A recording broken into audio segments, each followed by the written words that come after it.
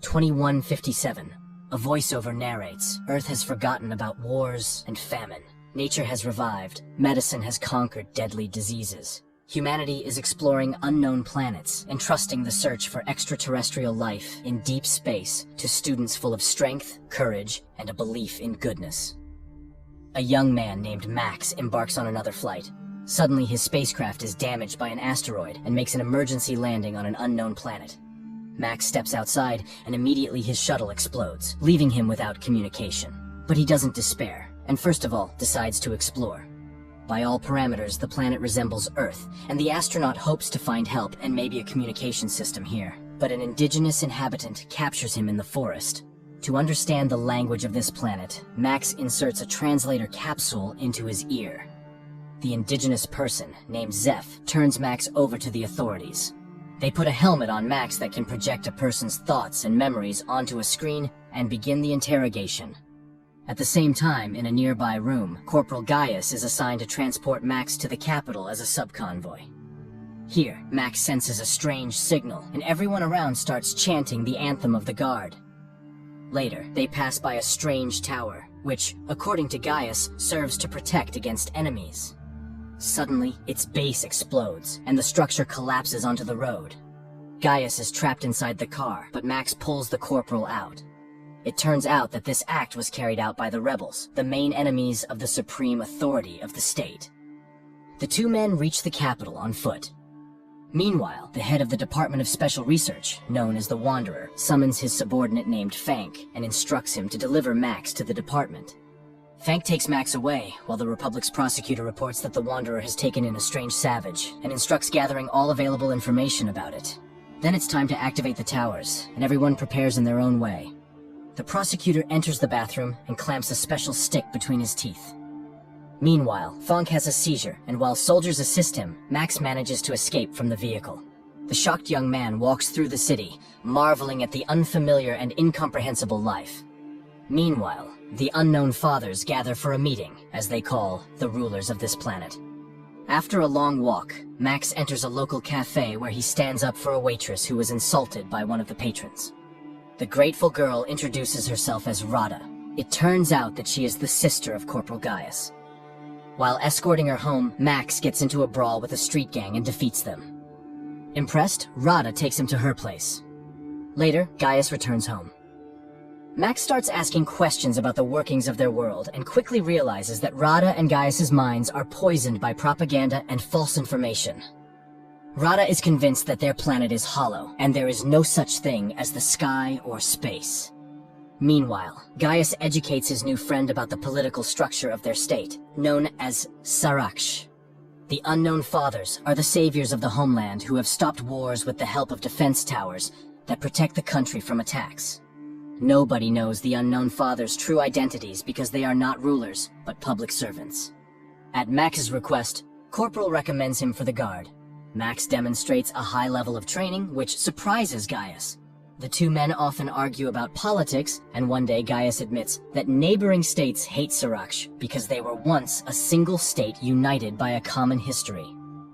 Gradually, romantic feelings develop between Max and Rada. They go for walks often, and Max tells her about his home planet, Earth, and regrets that his parents believe he is dead.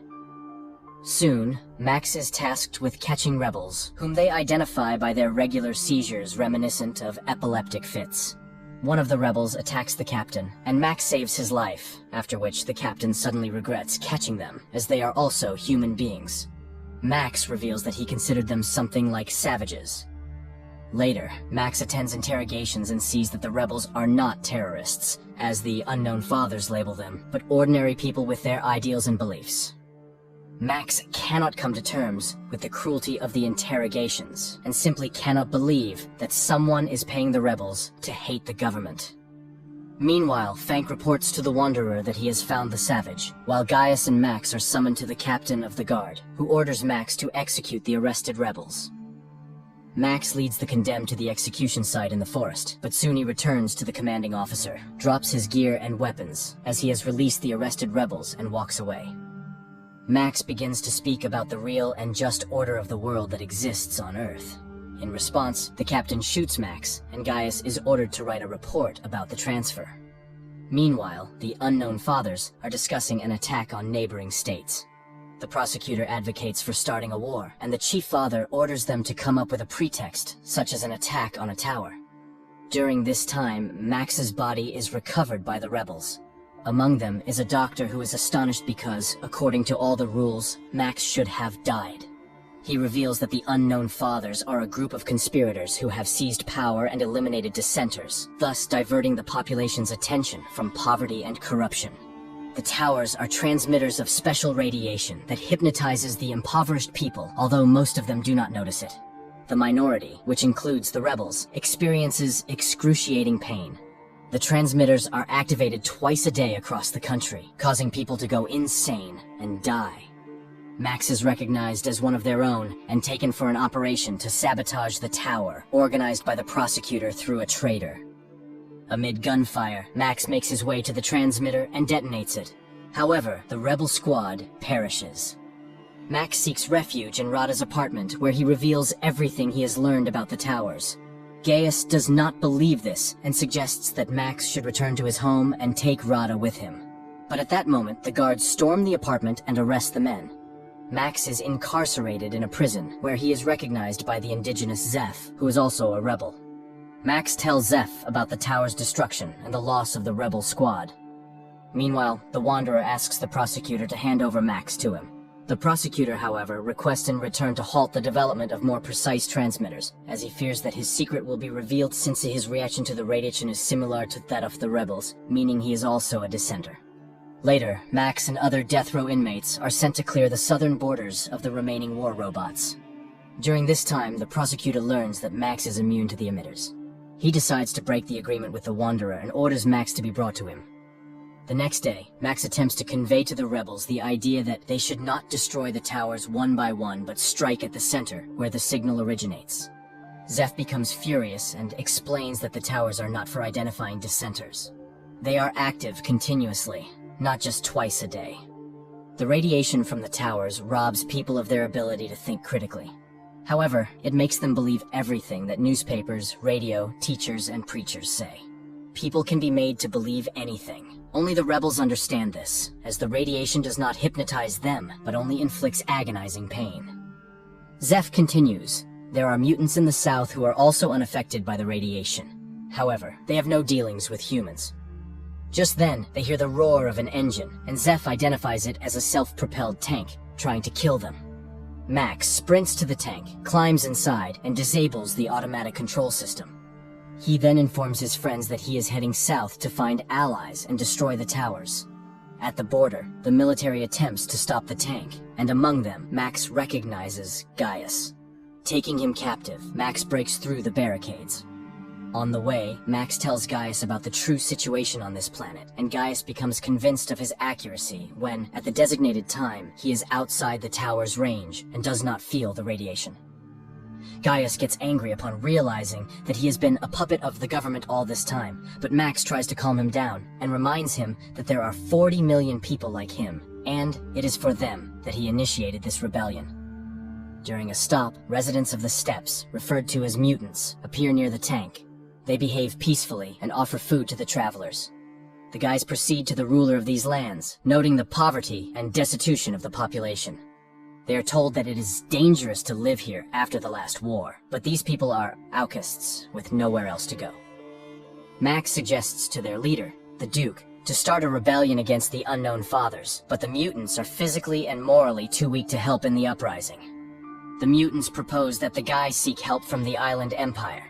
However, to do that, they must pass through contaminated lands. So the Duke gifts them an old bomber, and the guys take to the sky. During the flight, the bomber is exposed to the radiation from the towers, and Gaius becomes fanatically devoted to Max, obstructing him from piloting. Max struggles to maintain control, and the bomber collides with a tower. Gaius suddenly snaps out of his fanatic state with no recollection of what he had just done. However, their aircraft is shot down by the automated anti-aircraft defense system left over from the previous war. The downed bomber crashes into the sea, but Max and Gaius manage to escape and reach the shore. On the shore, they discover an abandoned submarine, and Max decides to go inside. At the same time, in the city, The prosecutor orders Rada to be brought to him, and his men snatch her off the street. He claims to be Max's friend, and shows Rada a recording of his escape. However, she doesn't believe him, and refuses to assist the prosecutor in his search for her beloved. Rada is thrown into prison. Meanwhile, Gaius, impatiently waiting for his friend, swims to the submarine where they discover evidence of horrifying experiments conducted on prisoners. The guys reach the control room and view video recordings of mass executions of Gaius's fellow countrymen by the representatives of the island empire whom they were seeking help from. Gaius is horrified by the fact that these monsters could invade his country. It becomes evident that forming an alliance with the empire is not an option. The guys return to the shore, where they are met by a coastal patrol. It turns out that a war has broken out with a neighboring state, and like most of the prisoners, they will be sent to the front. Meanwhile, the Wanderer, desiring to lure Max into his department, engineers Rada's escape. He laments how the war has disrupted all his plans and assigns Fank the task of finding and bringing Max back, confessing that he is afraid of him. At the same time, Max and Gaius are dispatched to the front, where they reunite with Zeph. Their commander turns out to be the captain of the guard, who refuses to hand over the Earthling to the arriving Fank. The guys are sent into battle on old tanks when Fank finally locates Max. However, Max refuses to leave his friends and stuns the officer, tossing him into their tank. The battle commences, but Max directs his vehicle to the other side of the battlefield. Gaius blindly obeys him, influenced by the radiation, and pulls their unconscious friends out, which the captain witnesses. Gaius offers his body as a shield when the captain prepares to execute Max for desertion, but the wounded Max gathers his last strength and kills the commander. Max mourns his friend, but upon hearing Rada's name from the now conscious Fank, agrees to cooperate with the Wanderer. After the battle ends, Max buries Gaius while listening to Fank's proposals. He will have an apartment on the Institute's premises, his car, and freedom of movement. But he will only see Rada once he proves his loyalty to the state. Meanwhile, the prosecutor heads to the Wanderer's department, where he deceitfully meets with Max. He proposes that Max overthrow the Unknown Fathers by providing the coordinates of the center that controls the tower system.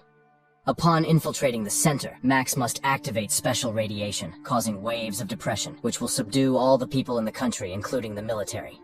Then, Max must eliminate the Unknown Fathers. Afterward, he will become the ruler of the state and free Rada, who is in the Wanderer's hands. The prosecutor will serve as his advisor. Max takes Zeph with him and embarks on the mission.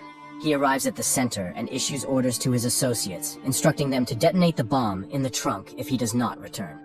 He easily gains access to the interior, but is halted by guards just before reaching the elevator. Max incapacitates them, but the men regain consciousness and pursue him.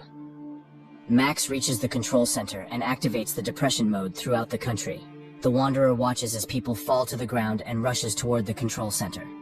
Meanwhile, Max returns to retrieve the bomb, places it inside the building, and triggers it.